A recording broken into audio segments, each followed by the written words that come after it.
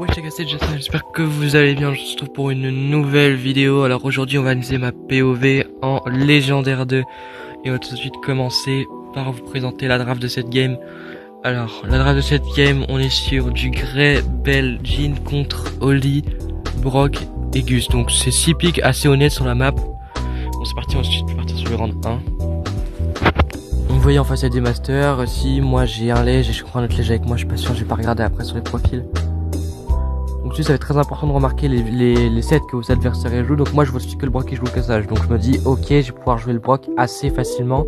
Je vais aussi essayer de beaucoup open la map parce que notre Kupo est largement en avantage sur eux si on a open, parce que le Holly a quasiment aucune range et pourra quasiment rien faire si on obtient le lead sur la map. Donc on voit ici que chacun a pris son side, donc on a un Jhin contre Brock. Brock a un peu l'avantage, moi contre Holly. En vrai ça peut faire assez bien si j'arrive à toucher mes balles. Et ensuite on a du Gus sur Bell, très solide la Bell sur cette game.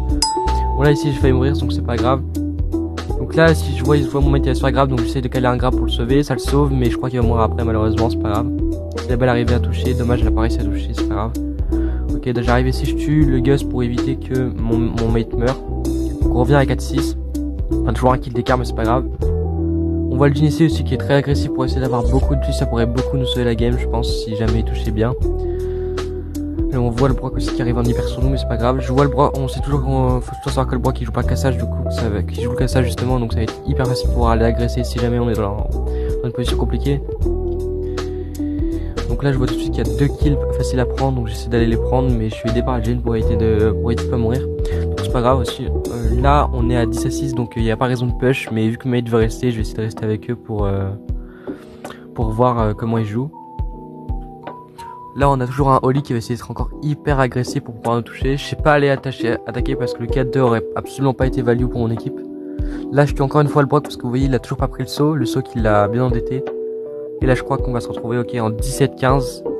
Ça peut assez bien se passer comme assez mal se finir, on va savoir ça tout de suite. Attention. Là on voit mon mate qui meurt, on est à 17-18 donc je me dis ok il faut que je prenne un kill maintenant. Ça faut vraiment que je prenne un kill rapidement. Je vois le Brock qui a toujours le cassage, du coup je vais dessus, 1, 2 et première manche gagne. Bon, cette manche là ça a été un peu compliqué mais ça va, on a réussi à gérer. On a réussi à gérer tranquillement. Donc ça va, ça va bien. En fait ça se trash, ça j'avais même pas vu dans mes combats normaux, ça se trash beaucoup en face parce que ça arrive pas à se défendre. Là en fait une erreur qui fait le Holly c'est de pas assez défendre son Brock, il voit très bien que le Brock il est vulnérable face à moi mais il s'en fiche, il préfère jouer solo que défendre son mate alors que nous on joue tous les trois.